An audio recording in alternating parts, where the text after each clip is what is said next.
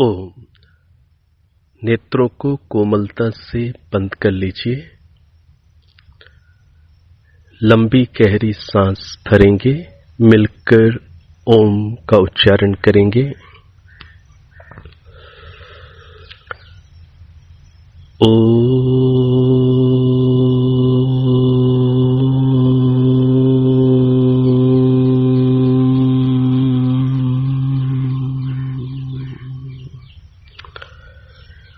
सहना भवतु सहनौ भुनक्तु सह वीर्यं करवावहै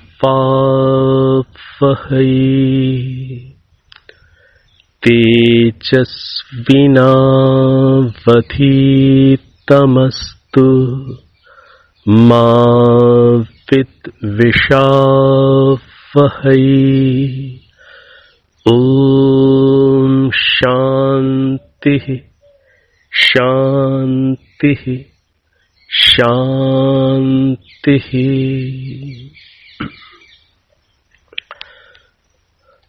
अब आप नेत्रों को खोल सकते हैं।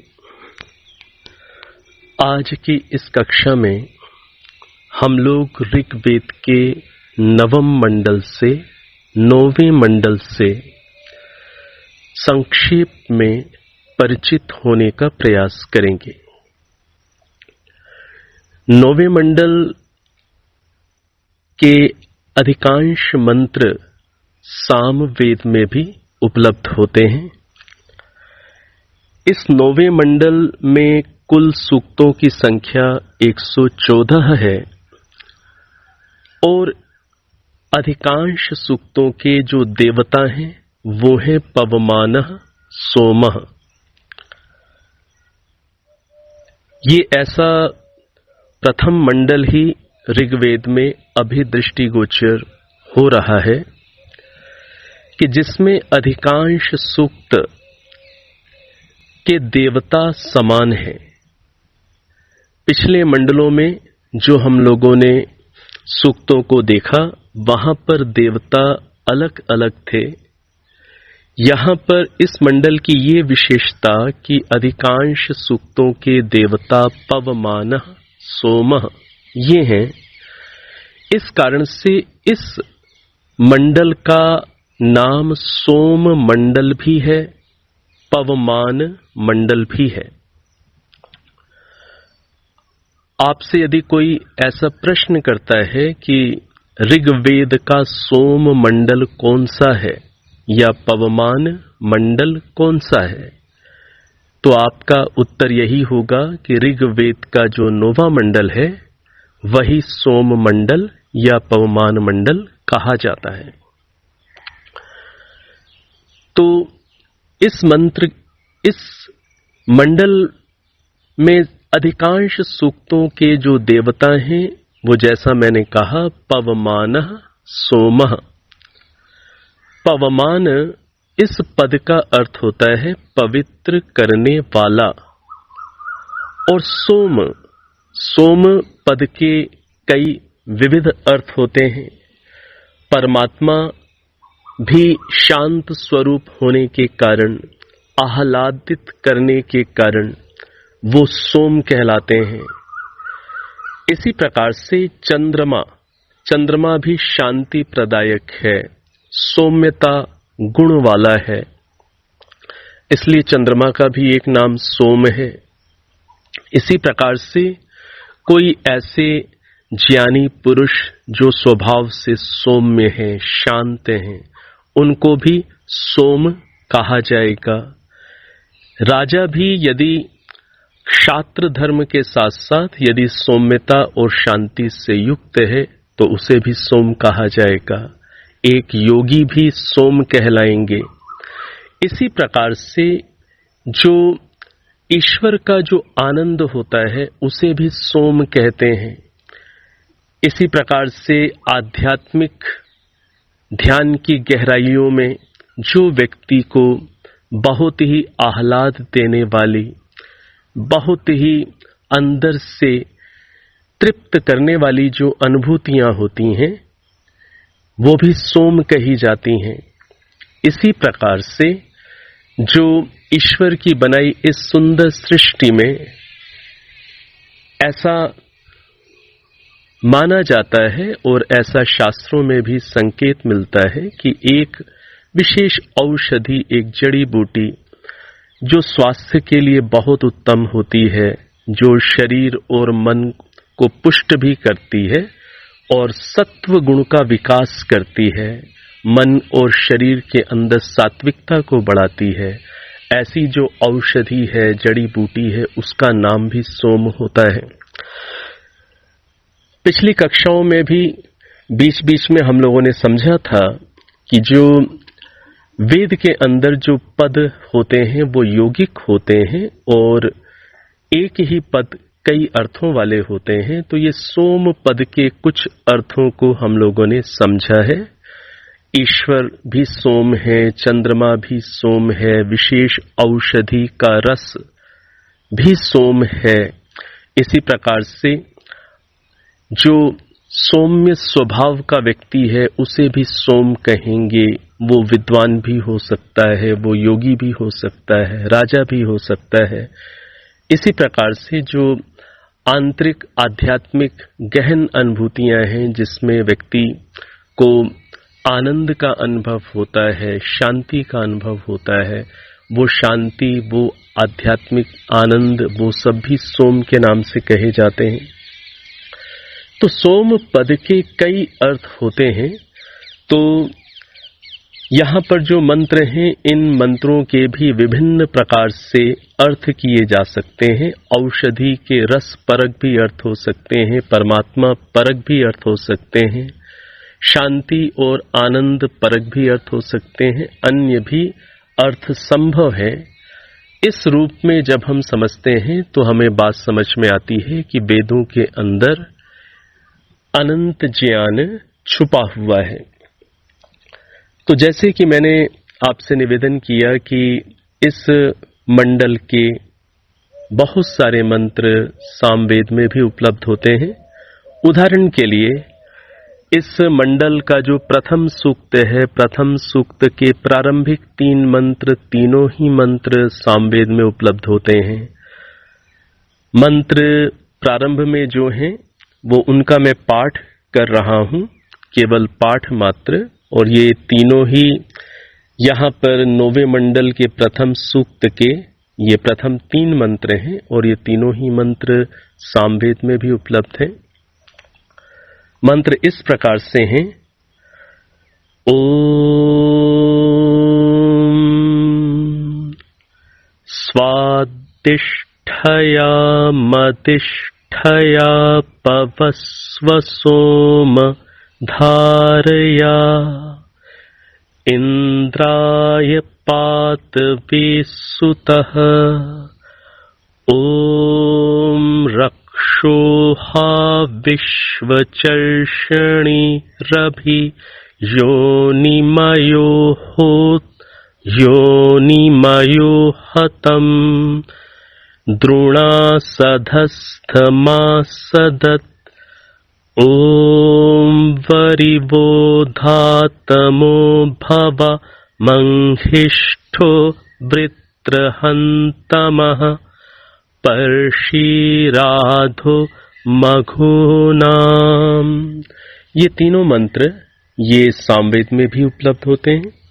इसी प्रकार से अन्य बहुत सारे मंत्र हैं जो सामवेद में हमें प्राप्त होते हैं। तो यह मंडल सोम मंडल के नाम से भी जाना जाता है, पवमान मंडल के नाम से भी जाना जाता है। और इस मंडल में कुल सूक्तों की संख्या 114 है। 114 सूक्त, 114 सूक्त। और हम इस मंडल के कुछ मंत्रों के माध्यम से वेद का, प्रभु का संदेश प्राप्त करने का प्रयास करेंगे। ये केवल एक परिचय के स्तर पर ही होगा। और जब आप इस मंडल का अध्ययन करेंगे या सामवेद का अध्ययन करेंगे तो काफी इन मंत्रों से आप परिचित हो सकेंगे। इस मंडल के 83वें सूक्त का जो प्रथम मंत्र है वो बहुत विशेष है और बहुत प्रेरणास्पद मंत्र है। 83वें सूक्त का प्रथम मंत्र 9वें मंडल के 83वें 83rd सूक्त का प्रथम मंत्र, पहला मंत्र इस प्रकार से है। ओम पवित्रं ते विततं ब्रह्मणस्पते प्रभुर्गात्राणि पर्येषि विश्वतः अतप्ततनुर्न तदामो अश्नुते श्रितास इद्वहन्तस्तत् समाशत। ओम पवित्रं ते विततं ब्रह्मणस्पते प्रभुर्गात्राणि पर्येषि विश्वतः अतप्ततनुर्न तदामो अश्नुते श्रितास इद्वहन्तस्तत् समाशत। ओम पवित्रं ते विततं ब्रह्मणस्पते प्रभुर्गात्राणि पर्येषि विश्वतः अतप्ततनुर्न तदामो अश्नुते श्रितास इद्वहन्तस्तत् समाशत। तो ये मंत्र 9वें मंडल के 83वें सूक्त का प्रथम मंत्र है और यही मंत्र सामवेद के पूर्वार्चिक में भी आया हुआ है और सामवेद के उत्तरार्चिक में भी आया हुआ है। अर्थात सामवेद में भी ये जो मेरे सामने पते उपलब्ध हैं उनके आधार पर ये 2 बार आया हुआ है और एक बार ये ऋग्वेद में यहाँ पर 83वें सूक्त में है। ये एक विशेष मंत्र है और इस मंत्र के अंदर बहुत विशेष प्रेरणाएं हैं आध्यात्मिक जगत में आगे बढ़ने के लिए। जो प्रेरणाएं हैं वो अनुपम हैं, विशेष प्रेरणाएं हैं, इसलिए इस मंत्र को यहाँ पर मैंने लेना उचित समझा है। इस मंत्र के अंदर ईश्वर को ब्रह्मणस्पते नाम से संबोधित किया गया है, एड्रेस किया गया है। ब्रह्मणस्पते, हे ब्रह्मांड के पति। पति का अर्थ क्या होता है? रक्षक। जैसे राष्ट्रपति अर्थात राष्ट्र का रक्षक, सभापति सभा का रक्षक, इसी प्रकार से ब्रह्मांड के परमात्मा पति हैं। तो परमात्मा ब्रह्मांड के पति हैं, तो इस यहां पर उन्हें संबोधित किया गया ब्रह्मणस्पते, हे ब्रह्मांड के पति रक्षक परमात्मा। ते पवित्रम, तेरा पवित्रता कारक, पवित्र ज्ञान सामर्थ्य, विततम सब ओर फैला हुआ है।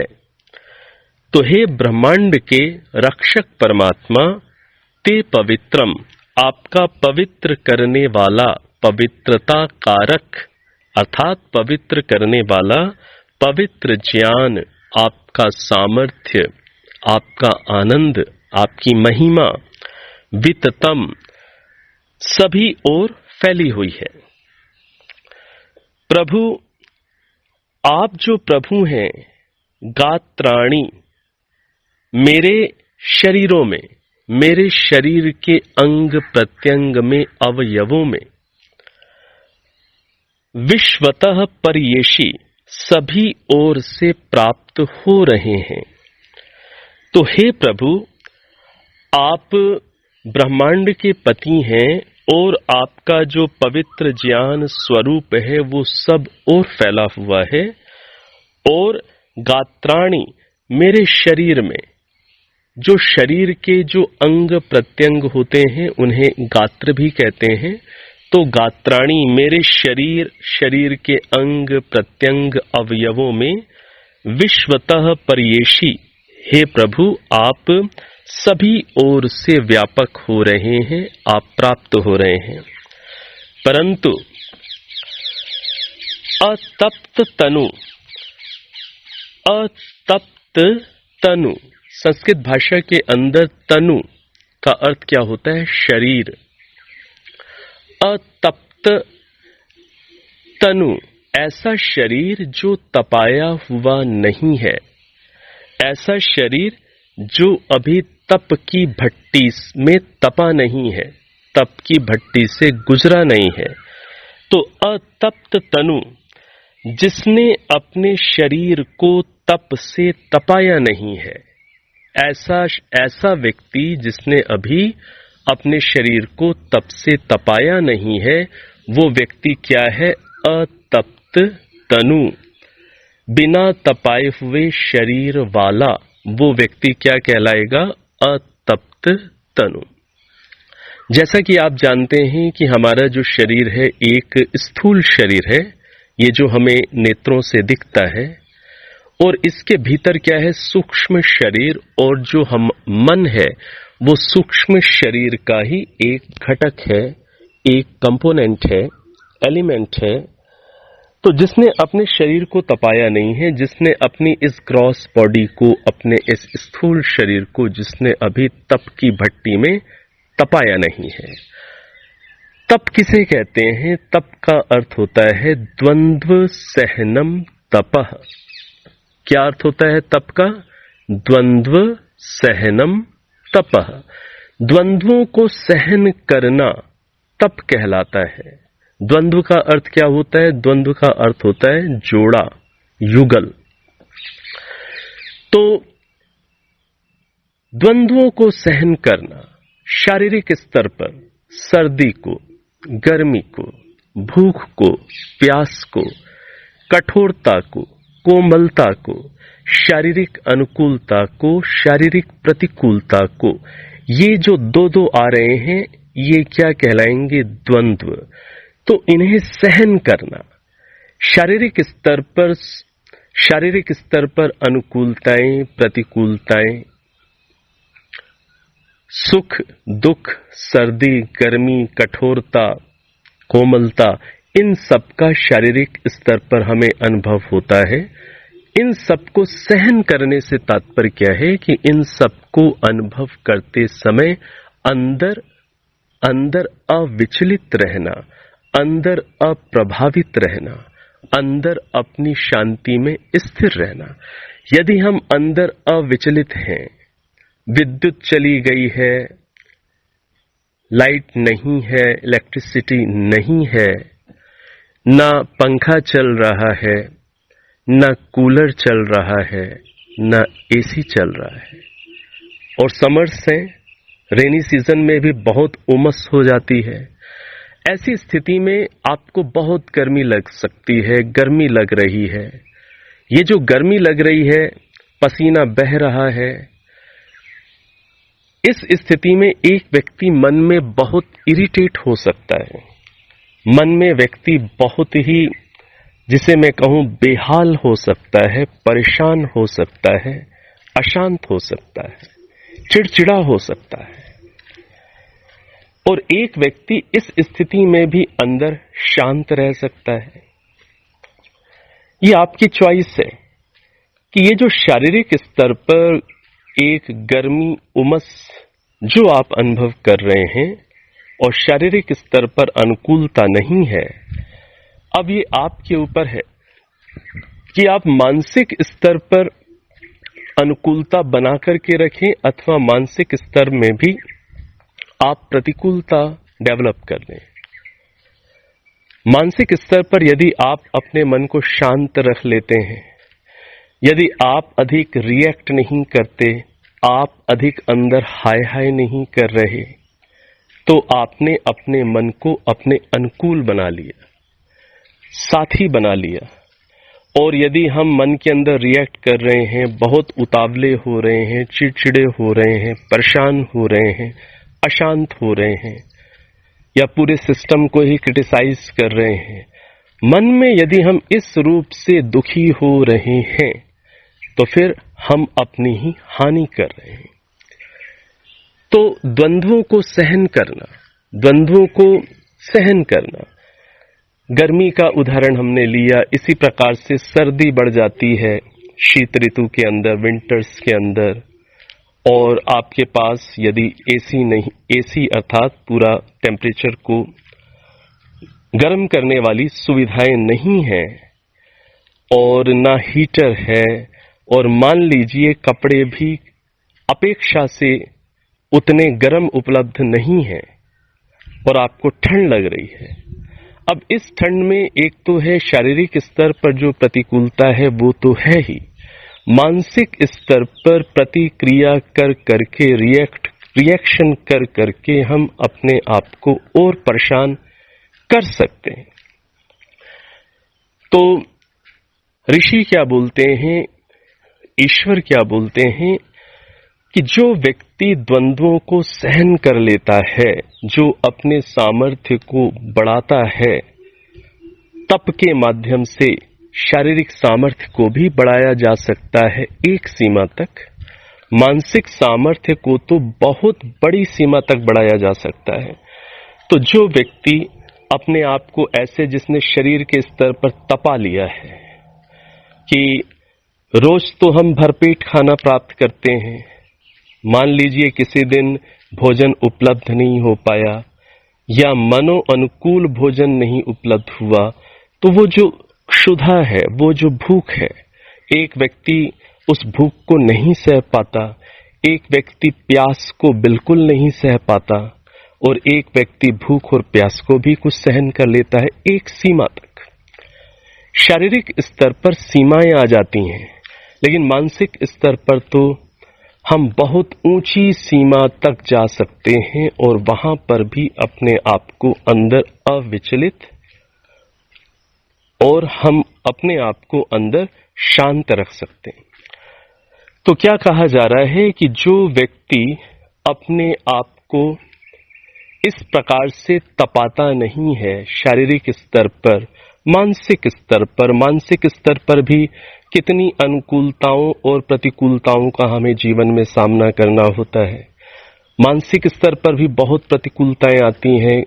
कभी कोई व्यक्ति आपका अपमान कर देते हैं, कोई निंदा करते हैं, कोई चुगली करते हैं, कोई व्यंग्य करते हैं, कोई क्रिटिसाइज करते हैं, कोई आलोचना करते हैं, कोई आपको बहुत इग्नोर कर देते हैं, डिसरिस्पेक्ट करते हैं, अनादर करते हैं, उपेक्षा कर देते हैं, आपकी बात की ओर ध्यान ही नहीं देते, आपकी बात को सुनते ही नहीं, आपके ठीक परामर्श की ओर भी बिल्कुल वो नजर उठा करके ही नहीं देखते। इस रूप में भी सबके साथ जीवन के अंदर बहुत स्थितियां आती हैं। इसी प्रकार से किसी बहुत अपने निकट व्यक्ति का वियोग भी कभी हमें सहना पड़ता है। जिसके साथ भी हमारा जुड़ाव है, जहां जहां संयोग है, वहां वहां वियोग भी छुपा हुआ है। जो अपना है, आज साथ में है, वो कल नहीं रहेगा, ये भी एक सत्य है। तो वियोग की घटना होती है, अपमान होता है, उपहास होता है, व्यंग्य कसे जाते हैं, निंदा होती है, और सबसे बड़ी चीज यदि उपेक्षा होती है, इग्नोर करते हैं कोई व्यक्ति आपको, तो ये इस रूप में भी जो प्रतिकूलताएं उपस्थित होती हैं, या कोई बहुत ही डोमिनेट करते हैं आपको, परिवार के अंदर, फ्रेंड सर्किल के अंदर, कलीग्स में, समाज में, ऐसे भी लोग मिलते हैं मिल सकते हैं जो बहुत अधिक डोमिनेट कर रहे होते हैं और उनके साथ चलना भी होता है, जीना भी होता है, छोड़ा भी नहीं जा सकता। ऐसी इन स्थितियों में अंदर मन को कैसा रखना है? यदि हम अपने मन को अंदर शांत रखते हैं, अप्रभावित रखते हैं और इन स्थितियों को भी एक सीमा तक हम सकारात्मक रूप से लेते हैं कि ये स्थितियां मुझे पकाने के लिए मेरे पास हैं, इन स्थितियों में भी अपनी शांति को, अपने संतोष को मैं अंदर स्थिर रखूं यदि, तो मैं इन स्थितियों को बेहतर तरीके से यूज करने वाला हो सकती हूं।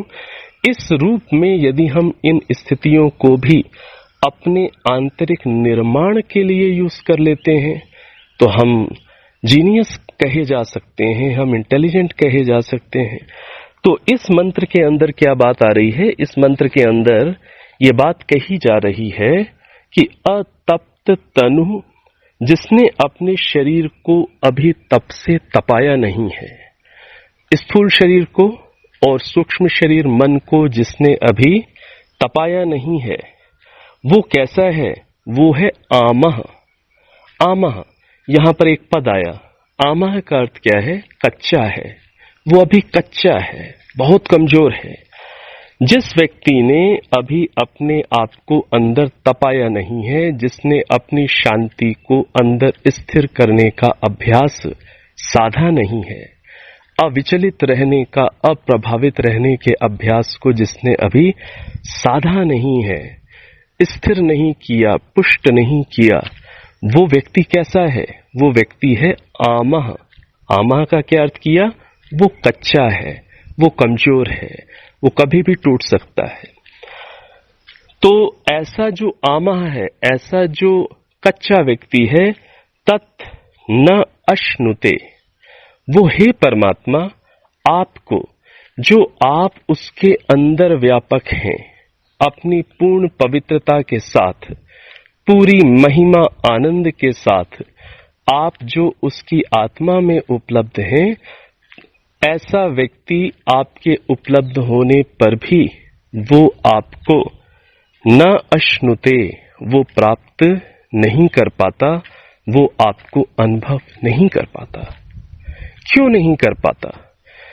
क्योंकि वो बाह्य प्रतिकूलताओं को, अनुकूलताओं को जब सह नहीं पाता, तब उसका जो फोकस है वो अंदर से हट जाता है और बाह्य अनुकूलता और प्रतिकूलताओं में ही उसका फोकस केंद्रित रह जाता है। तो जब वो स्वयं में ही नहीं रहता अंदर, तब वो आपको कैसे अनुभव करेगा? तो जो अतप्त तनु है, जो आमह है, जो कच्चा है, वो आपको न अश्नुते, वो अनुभव नहीं कर पाता। शितासह इत, जो पके हुए हैं, जो जीवन की अनुकूलता और प्रतिकूलता में जिन्होंने अपने आप को अंदर साध लिया है, जो विचलित नहीं होते हैं, जो प्रभावित नहीं होते हैं, जो डिगते नहीं हैं, जो हाय हाय नहीं कर रहे, जो अंदर परेशान नहीं हो रहे, अंदर चिंतित नहीं है, उदास नहीं है, निराश नहीं है, ऐसे जो लोग हैं उन्होंने अपने आप को पका लिया।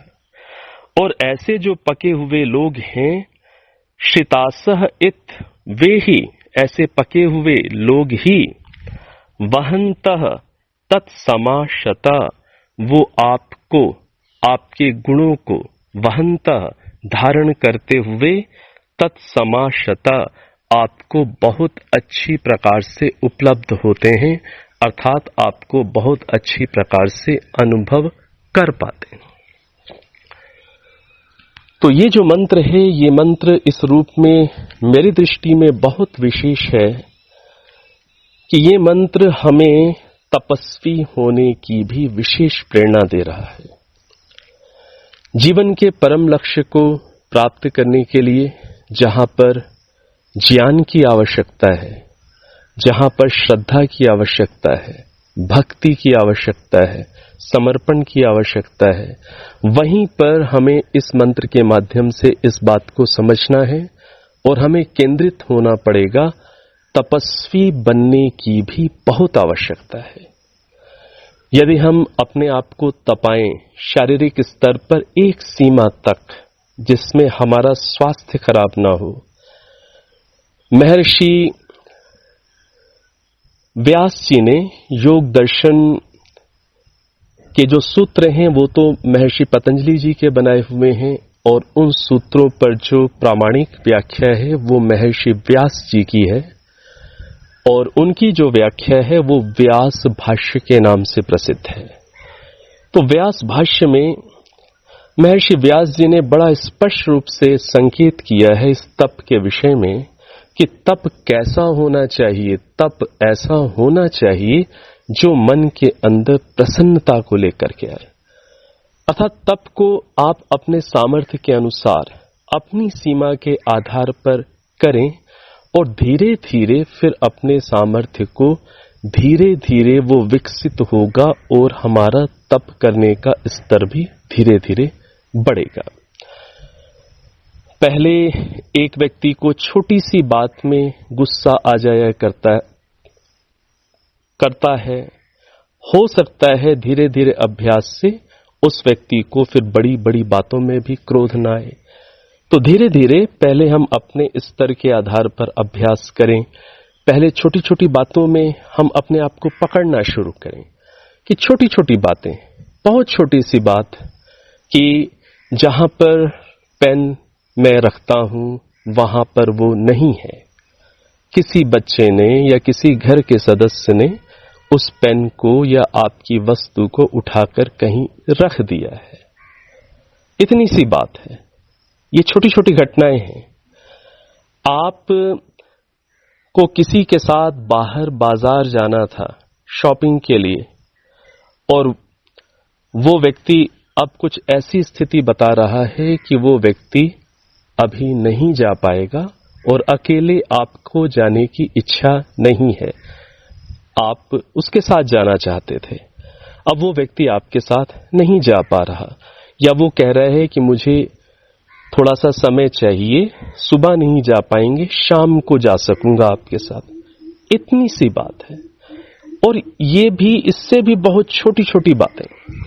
हमें अपना निरीक्षण करते रहना होता है कि जीवन में ये जो बातें होती हैं, इन बातों से हम अंदर अधिक परेशान तो नहीं हो जाते हैं, अंदर हम अधिक अशांत तो नहीं हो जाते हैं। तो अपनी शांति को आत्मनिरीक्षण के माध्यम से शांति की स्थिति को अंदर पहले देखा जाता है, और फिर वहां अपने आप को हम संकल्पित करते हैं कि ये मेरा संकल्प है कि जिस प्रकार से परमात्मा हमेशा शांत हैं, उसी प्रकार से मैं भी हर स्थिति में स्वयं को शांत रखूं।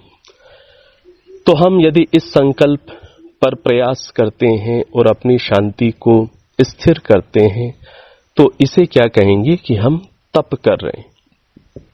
तो अंदर अपने आप को शांत रखें। कोई व्यक्ति प्रशंसा करता है, कोई व्यक्ति उलाहना देता है, कोई व्यक्ति अपमान करता है, कोई आपका अपना ही व्यक्ति, वो बच्चा भी हो सकता है, आपका कोई बहुत क्लोज दूसरा भी हो सकता है, वो आपकी बात को बिल्कुल इग्नोर कई बार कर देता है, सुनता ही नहीं, मानता ही नहीं। कोई भी स्थिति, कोई भी उदाहरण आप देखें, इन बातों को सुनते हुए भी आपके सामने अपने जीवन का उदाहरण स्वयं आ रहा होगा। इन बातों को बार बार उदाहरण बना बनाकर इसीलिए बोला जाता है कि आपको अपने जीवन, दैनिक जीवन का दृश्य, आपको अपने जीवन का दृश्य दिखने लग जाए, और आप अपने आप को उन स्थितियों में भी जहां पर कहीं आप अंदर नकारात्मक हो जाते हैं, आप संभालने लग जाएं।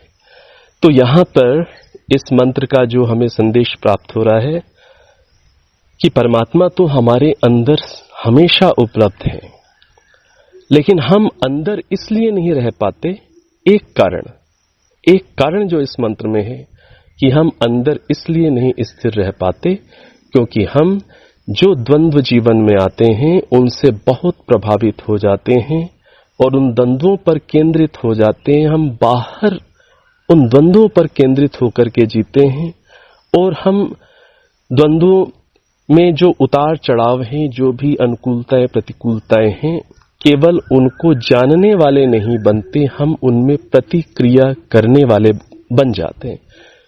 हम प्रतिक्रिया करते हैं, रिएक्शन पर रिएक्शन हम करते चले जाते हैं और हमारा सारा फोकस बाहर ही बन जाता है।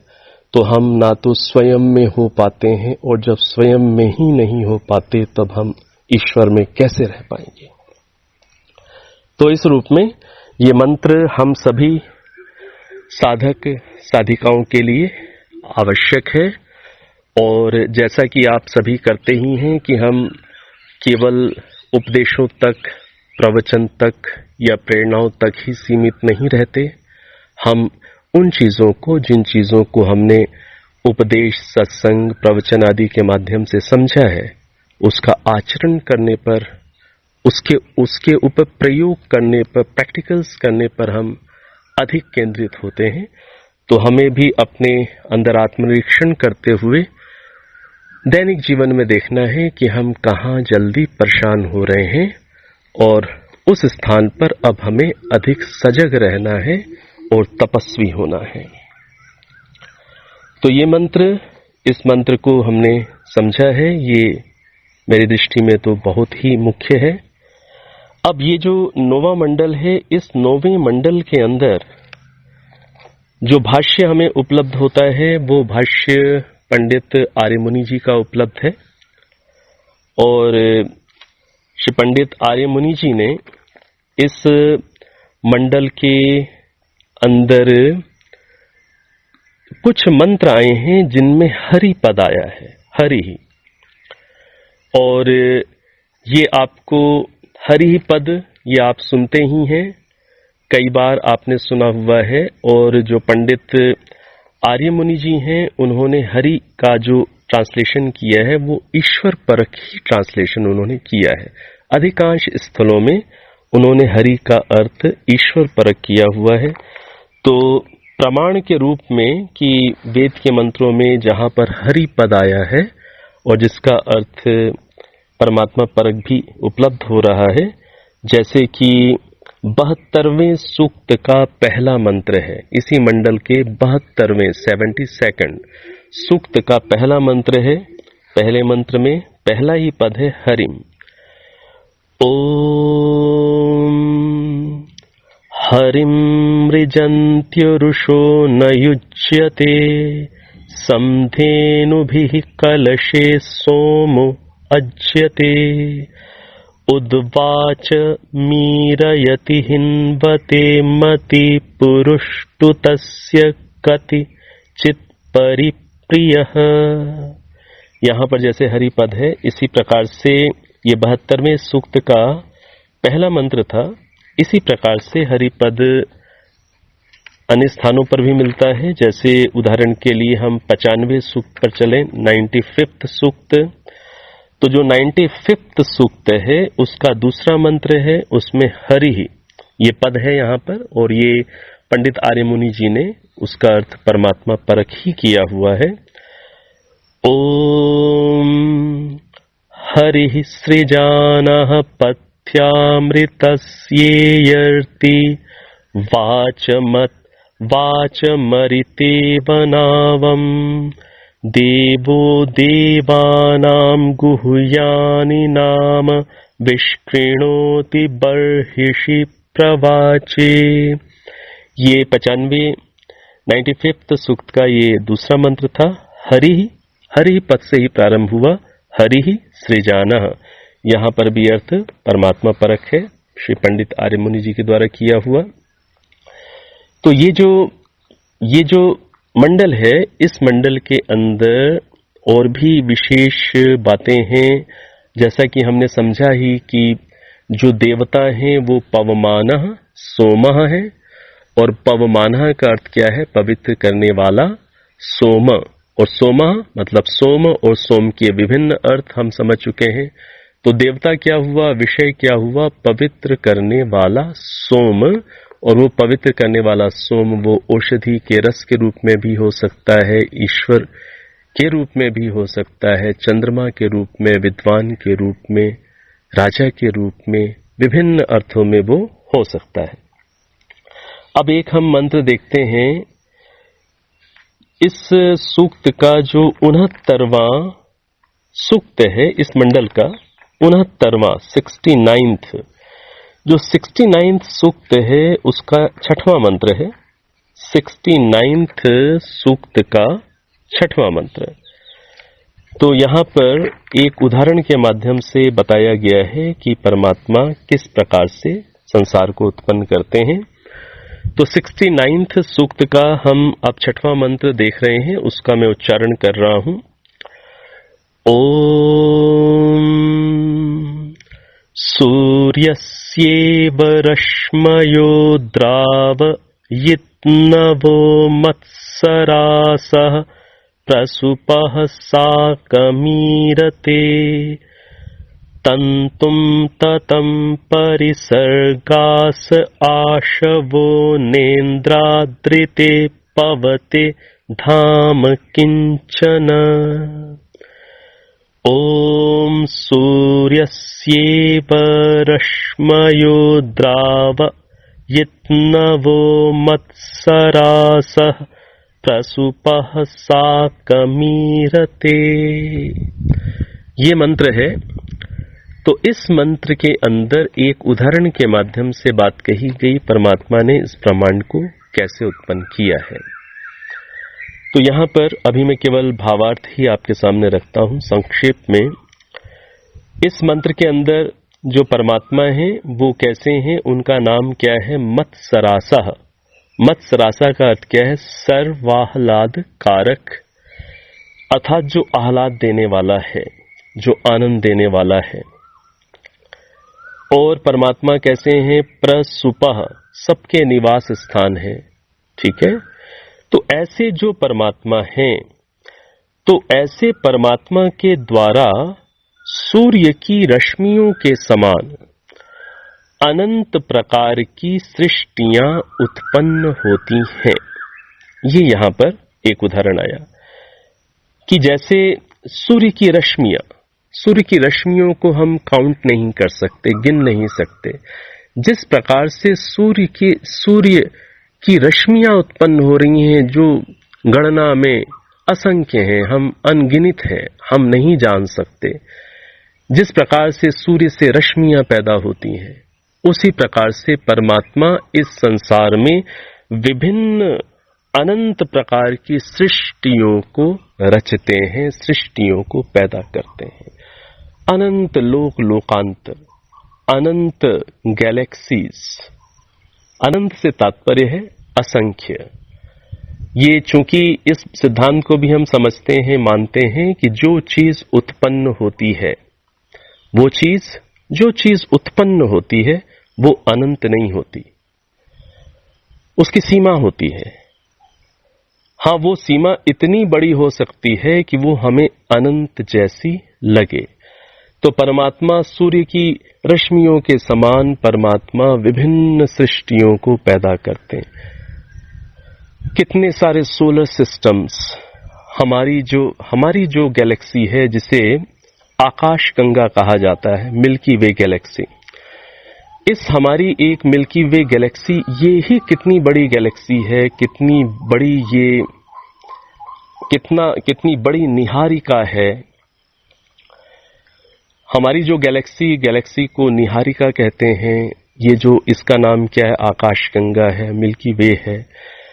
ये इतनी विशाल है, लेकिन इससे भी बहुत विशाल विशाल गैलेक्सीज हैं। और आज जो मॉडर्न साइंस है, मॉडर्न साइंस की उपलब्धियां निश्चित रूप में कई दिशाओं में बहुत ही प्रशंसनीय है। कई दिशाओं में मॉडर्न साइंस की उपलब्धियां तो अच्छी हो सकती हैं, लेकिन उनका प्रयोग ठीक प्रकार से ना होने के कारण उनसे हानियां भी हुई। जैसे मैंने आपको कहा कि कृषि के क्षेत्र में पैदावार को बढ़ाने के लिए इतने केमिकल्स पैदा कर दिए, भूमि बंजर हो गई, उस प्रकार के अन्न आदि को खाकर लोग रोगी हो गए, कैंसर के केसेस इतने बढ़ गए। इन सब के पीछे भी तो आज का ही विज्ञान है, मॉडर्न साइंस है। वैदिक साइंस ऐसी नहीं है। जो मॉडर्न साइंस है वो अपनी ओर से कोशिश तो करते हैं, लेकिन वो पूरा जितना प्रयास दूरदर्शिता से किया जाना चाहिए, वो दृष्टि चूंकि कहीं उन्हें वेद रूपी सोर्स से जुड़ाव न होने के कारण प्राप्त नहीं हो पाती, तो वो प्रयोगों के माध्यम से, ट्रायल एंड एरर मेथड के माध्यम से आगे चलते हैं कि जो ह्यूमैनिटी है कई अंशों में वो हानियां भी उठाती है। जेनेटिकली मॉडिफाइड फूड की भी मैंने आपसे बात की थी, जीएम फूड की भी बात की थी, उससे भी हानियां हैं, एलर्जीज इतनी बढ़ रही हैं, कैंसर के केसेस इतने बढ़ते हैं। जो देसी नस्ल की जो गाय थी उसको भी हाइब्रिड करके ऐसा बना दिया कि जो प्योर A2 मिल्क है वो उपलब्ध होना ही एक सामान्य व्यक्ति को कठिन सा लगता है। लेकिन जो मॉडर्न साइंस है, मॉडर्न साइंस की उपलब्धियां भी बहुत अच्छी हैं और वो सकारात्मक दृष्टि से हमारे लिए बड़ी उपयोगी हो सकती हैं। आज जो मॉडर्न साइंस ने बड़े बड़े जो टेलीस्कोप लगाए, जो हबल नाम से भी आपने सुने हैं कई लोगों ने, कि काफी किलोमीटर्स, अराउंड 500 किलोमीटर्स या उससे भी अबव की हाइट पर एक ऑब्जर्वेटरी स्थापित है। वहां पर एक बहुत बड़ा टेलीस्कोप है जिसका नाम हबल है। अब तो शायद और भी आगे भी आ गई होंगी चीजें। इतनी हाइट से जब वो ब्रह्मांड को देखते हैं बड़े एक टेलीस्कोप के माध्यम से, तो वो जो ब्रह्मांड को देख करके बता रहे हैं वो इतना विचित्र है, इतना अनोखा है, इतना अधिक आश्चर्यचकित कर देने वाला है कि उन उपलब्धियों को देखें तो ही ईश्वर की सत्ता पर विश्वास हो जाता है। एक आस्तिक व्यक्ति के लिए तो वो उपलब्धियां, वो जिस प्रकार से ब्रह्मांड का केवल वर्णन नहीं हो रहा, वहां तो चित्र मिल रहे हैं, वहां पर तो स्टार कैसे फॉर्म हो रहा है उसकी वीडियो रिकॉर्डिंग्स मिल रही हैं, स्टार्स कैसे नष्ट होते हैं उसकी भी वीडियो रिकॉर्डिंग्स मिल रही हैं। तो इस क्षेत्र में भी इस प्रकार से आधुनिक विज्ञान बहुत कुछ, एक आस्तिक व्यक्ति के लिए भी बहुत कुछ सहायक हो सकता है। तो कितना बड़ा ये संसार है। मैं जो कह रहा था कि जो मिल्की वे गैलेक्सी है, जो आकाशगंगा ये जो है गैलेक्सी, ये कितनी बड़ी है, इसको आप इस रूप में समझ सकते हैं कि जो हमारी जो आकाशगंगा ये जो है गैलेक्सी, इसके एक कोने से दूसरे कोने तक पहुंचने में प्रकाश को, लाइट को 1,00,000 साल का समय लगता है। आप इसकी विशालता को समझिए। जो लाइट है, जो प्रकाश है, वो 3,00,000 किलोमीटर पर सेकंड की गति से ट्रेवल करता है। 3,00,000 किलोमीटर पर सेकंड। आज जो आपके भारत देश के अंदर जो सबसे अधिक तीव्र गति से जो ट्रेन चल रही है वो शायद 130-140 किलोमीटर पर आवर, और शायद इतनी भी नहीं, इससे कम चल रही है। इसी प्रकार से जो आप बाय एयर ट्रेवल करते हैं, वहां पर जो गति होती है एयरक्राफ्ट की, वो 500, 600, कभी कभी 700 पर आवर, किलोमीटर या माइल्स के हिसाब से आसपास, ठीक है ना। तो अब प्रकाश की गति को समझिए। प्रकाश की गति कितनी अधिक है? 3,00,000 किलोमीटर पर सेकंड की बात चल रही है। पर सेकंड 3,00,000 किलोमीटर। अब मिल्की वे गैलेक्सी कितनी बड़ी है? उसके एक कोने से दूसरे कोने तक प्रकाश को पहुंचने में 1,00,000 वर्ष का समय लगता है। 3,00,000 किलोमीटर पर सेकंड की गति से चलता हुआ प्रकाश एक कोने से दूसरे कोने में 1,00,000 साल में पहुंचता है। तो आप कल्पना करिए कि ये जो हमारी आकाश गंगा है ये कितनी बड़ी है। और ये जो हमारी आकाश गंगा है, इस आकाश गंगा में इतने बड़े बड़े स्टार्स हैं।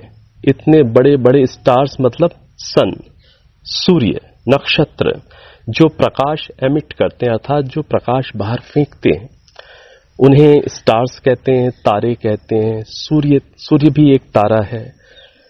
साइंस की भाषा में ये जो हमारा सूर्य है, इसे बेबी सन कहते हैं। बहुत छोटा सा सूर्य है, बहुत छोटा सा तारा है, और इससे हजार हजार गुने बड़े सूर्य, स्टार्स आपकी गैलेक्सी में है। तो हमारी जो गैलेक्सी है, इसमें साइंस के माध्यम से, अभी पूरे में आंकड़े तो नहीं, लगभग मैं अंदाजन ही आपसे बात कर रहा हूं कि 2 बिलियन के आसपास, अरब के आसपास, उससे भी ऊपर इसमें स्टार्स हैं, सूर्य हैं, इतनी बड़ी संख्या में। और ऐसी जो गैलेक्सीज हैं वो कोई 1-2 नहीं हैं। ऐसी गैलेक्सीज भी साइंस क्या बोल रही है, ऐसी गैलेक्सीज भी बिलियंस हैं, अरबों हैं। अब वो 1 अरब की 2 अरब, वो थोड़ा सा चेक करना पड़ेगा, लेकिन वो भी 1 अरब भी माने तो भी बुद्धि चकरा जाए। एक गैलेक्सी के अंदर अरबों तो सूर्य हैं, तारे हैं, और ऐसी जो गैलेक्सीज जिसमें अरबों सूर्य या तारे हैं, ऐसी गैलेक्सीज भी अरबों की संख्या में हैं। इतना विशाल ब्रह्मांड जिसको एक मनुष्य दिमाग कभी पूरा समझ ही नहीं सकता। जब रचना को ही पूरा नहीं समझ सकता, तो रचनाकार को कैसे पूरा समझ सकता है। तो समझना क्या है कि इस मंत्र के अंदर क्या बात आ रही है कि जैसे सूर्य से अनंत रश्मियां पैदा होती हैं, उसी प्रकार से ईश्वर अनंत सृष्टियों को पैदा कर रहे हैं। तो इतना बड़ा ये जो ब्रह्मांड है, ये जितना भी हम समझ पाएं, जितना भी हम जागरूकता पूर्वक देख पाएं, रचयिता के साथ रचना और रचयिता का संबंध है। इस संबंध को अच्छे से स्पष्ट करते हुए हम जितना भी गहराई से परमात्मा के बनाए हुए इस सृष्टि रूपी दृश्य काव्य को पढ़ेंगे, उतना उतना परमात्मा हमें और समझ आते चले जाएंगे। तो ये 69वें सूक्त का 6ठा मंत्र था। इसी प्रकार से जो इस मंडल का जो 113वां सूक्त है, कुल सूक्तों की संख्या कितनी है? 114। और थोड़ा सा हम 113वें सूक्त पर चलते हैं, 113 सूक्त पर चलते हैं। वहां पर कुछ मंत्र आए हैं जो मंत्र मोक्ष की अवस्था का वर्णन कर रहे हैं।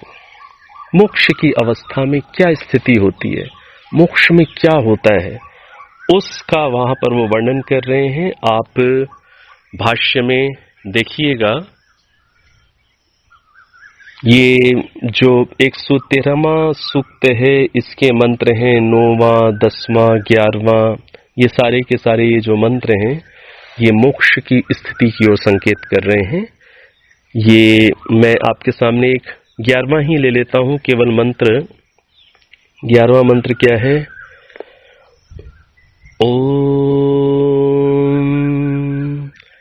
यत्रानन्दाश्च मोदाश्च मुदः प्रमुद आसते कामस्य यत्राप्ताः कामास्तत्र माममृतं कृधीन्द्रायेन्दो परिस्रव। ॐ यत्रानन्दाश्च मोदाश्च मुदः प्रमुद आसते कामस्य यत्राप्ताः कामास्तत्र माममृतं कृधीन्द्रायेन्दो परिस्रव।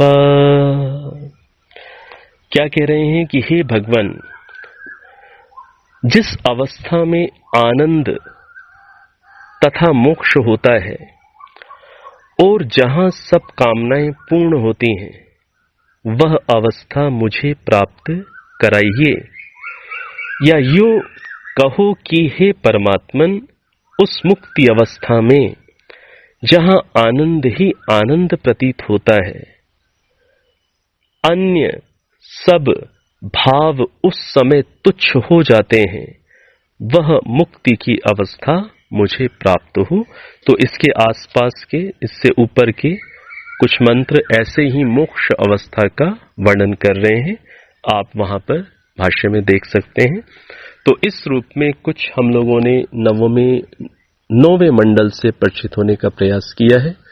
अब जो अगला मंडल है, अंतिम मंडल ऋग्वेद का 10वां मंडल, 10वें मंडल में थोड़ा सा हम अधिक समय लगाएंगे, क्योंकि उस मंडल में बहुत विशेष कई सूक्त हैं, प्रसिद्ध सूक्त हैं, प्रसिद्ध मंत्र हैं, और उसमें बहुत कुछ ऐसी सामग्री है जो आपके लिए, कई लोगों के लिए नई भी हो सकती है।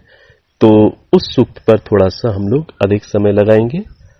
अब एक बार ओम, 3 बार शांति। नेत्रों को कोमलता से बंद कर लीजिए।